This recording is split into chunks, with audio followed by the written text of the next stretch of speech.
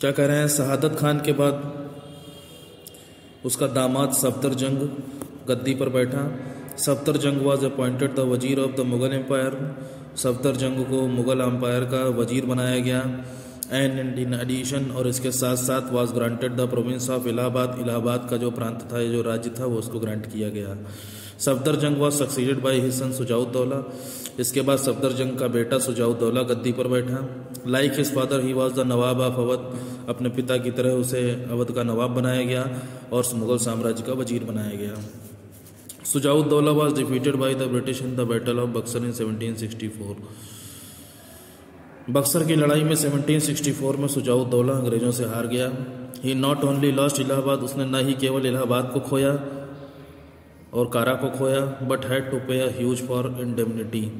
और इंडेमनिटी यानी लड़ाई में जो खर्चा वगैरह होता है, युद्ध में जो अटैक में होता है, उसमें बहुत बड़ी संपत्ति को भी उसे चुकाना पड़ा। Shuja-ud-Daula then had to sign the treaty of Banaras. इसके बाद सुजाउद्दौला ने वैरन हेस्टिंग्स के साथ बनारस का समझौता किया। Under the treaty of Banaras, Banaras के समझौते के अंडर में Kara and Allahabad were sold back to the nawab. Kara और इलाहाबाद जो कि अंग्रेजों ने छीन लिए थे, उन्हें दोबारा नवाब को बेच दिए गए।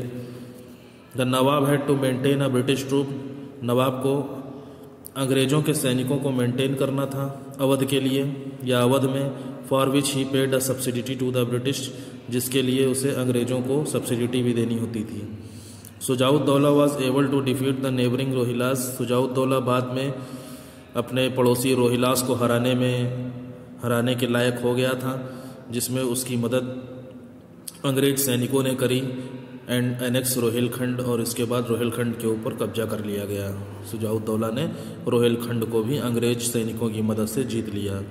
इन 1856 the state of Awadh was finally annexed by Lord Dalhousie. 1856 में अवध का जो राज्य था, उसे आखिरकार लॉर्ड डलहौजी ने अपने कब्जे में ले लिया। The last nawab Wajid Ali Shah was given a pension and reported to Calcutta.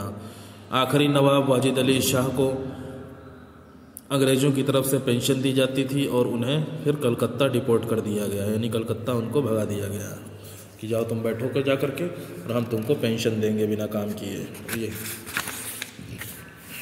फिर हैदराबाद अब कहा जाता है।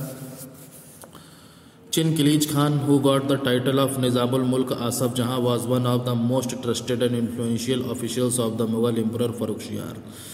चिन किलीज खान, जिसे निज़ामुल मुल्क आसफ जहां की उपाधि मिली थी, ये बहुत ही विश्वासपात्र और प्रभावशाली अधिकारी था, यानी बहुत ही दमदार अधिकारी था मुगल सम्राट फर्रुखशियार का। He was delegated with the governorship of Awadh. बाद में उसे अवध की गवर्नरशिप डेलीगेट करी गई, यानी उसको स्वीकृति दिलाई गई, एक्सेप्ट किया उसने। And later given the responsibility of the Deccan, और इसके बाद उसे डक्कन की जिम्मेदारी दी गई, यानी मध्य प्रदेश और उसके आसपास के इलाकों की। As the Mughal governor of the Deccan provinces, Asaf Jah already had full control over its political and financial administration. अब मुगल डक्कन प्रोविंसेस यानी डक्कन के जो राज्य थे, वहाँ के मुगल गवर्नर की तरह आसफ जहां पहले से ही उसका पूरा कंट्रोल था। यहाँ की राजनीति और रुपए पैसे का जो राजकाज था, फाइनेंशियल जो एडमिनिस्ट्रेशन था, उसके ऊपर पूरी तरीके से कब्जा था आसफ जहां का। Seeing the chaos and turmoil in the Mughal court, Mughal court में बहुत ही दुख को और परेशानियों को देखते हुए, he decided to assert his independence and made Hyderabad an independent state. उसने ये फैसला लिया कि वो हैदराबाद को मुगल साम्राज्य से अलग कर ले और उसे एक स्वतंत्र राज्य बना ले। He brought skilled soldiers and administrators from northern India. North India से बहुत ही स्किल्ड यानी हुनरमंद सैनिकों को और एडमिनिस्ट्रेटर्स यानी राजकाज संभालने वाले लोगों को वो लेकर के आया। He succeeded in establishing political and economic stability. इस तरीके से वो सफल हो गया राजनीतिक और आर्थिक स्थिरता लाने में। स्टेबिलिटी मतलब बिना परेशानी के जो काम होता रहे, इस तरीके का पॉलिटिकल और इकोनॉमिक कंट्रोल उसने इस्टेब्लिश किया। Many of his reforms established peace and security. बहुत सारे उसने ऐसे सुधार किए जिससे कि शांति और सुरक्षा बनी रहे।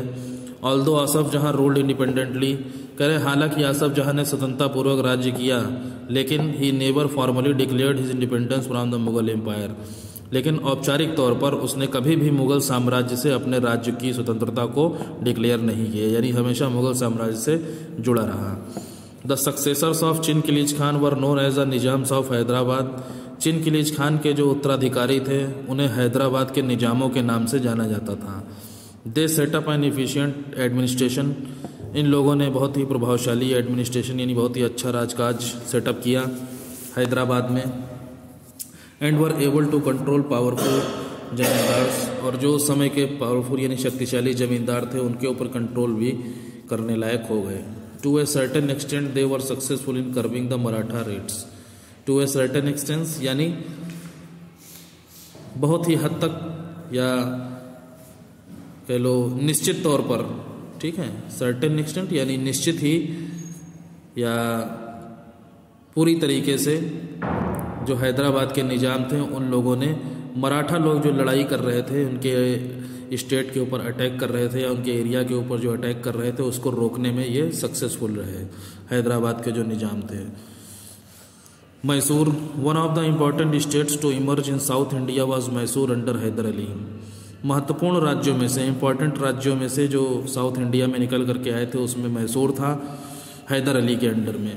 He was a brilliant army commander, यानी सेना नायक था, बहुत ही बुद्धिमान। And formed a well trained army, और इसने भी बहुत ही अच्छी तरीके से सीखी हुई आर्मी को, सेना को बनाया था। He stopped the encroachment of the British. अंग्रेज लोगों की जो एनक्रोचमेंट थी यानी उनका जो अटैक था उसको उसने रोका, मराठाओं के अटैक को रोका, और हैदराबाद के निजाम का अटैक भी उसने रोका जो कि मैसूर के ऊपर बार बार अटैक कर रहे थे। फ्रॉम द वेरी बिगनिंग, शुरुआत में ही Hyder Ali was engaged in wars, ये हमेशा से ही युद्ध में व्यस्त रहता था, लड़ाइयों में बिजी रहता था। ही डाइड इन 1782 में इसकी मृत्यु हो गई। During the second Anglo Mysore war, दूसरा एंग्लो मैसूर वार जो हुआ उसमें जो है इसकी मृत्यु हो गई। Hyder Ali was succeeded by his son Tipu Sultan. Hyder Ali के बाद उसका बेटा टीपू सुल्तान राजगद्दी पर बैठा। Who was equally valiant and courageous, जो कि अपने पिता की तरह ही बहुत ज़्यादा बुद्धिमान और साहसी था। He was crowned as the tiger of Mysore, उसे टाइगर ऑफ मैसूर यानी मैसूर के चीते की उपाधि दी गई। ड्यूरिंग हिज रूल, उसके शासनकाल में ही मॉडर्नाइज्ड हिज नेवी, उसने अपनी नेवी यानी जल सेना को बहुत ज़्यादा आधुनिक बना दिया। And maintain international trade relations, और अंतर्राष्ट्रीय स्तर पर अपने व्यापारिक संबंधों को बढ़ाया। ही फॉट 2 वॉर्स, उसने 2 लड़ाइयाँ लड़ी अंग्रेज़ों के खिलाफ। एंड डाइड इन 1799, और 1799 में उसकी डेथ हो गई जब वो डिफेंडिंग हिज फोर्ट एट सिरंगीपट्टनम में जब अपने किले की रक्षा कर रहा था तब उसको मार डाला गया। आफ्टर टीपू सुल्तान, जब टीपू सुल्तान की डेथ के बाद the power of Mysore came to an end, Mysore की जो पावर थी वो एक एंड पे आ गई, यानी मैसूर की ताकत ख़त्म हो गई। ये हो गया आपका chapter. Next on next and thank you very much.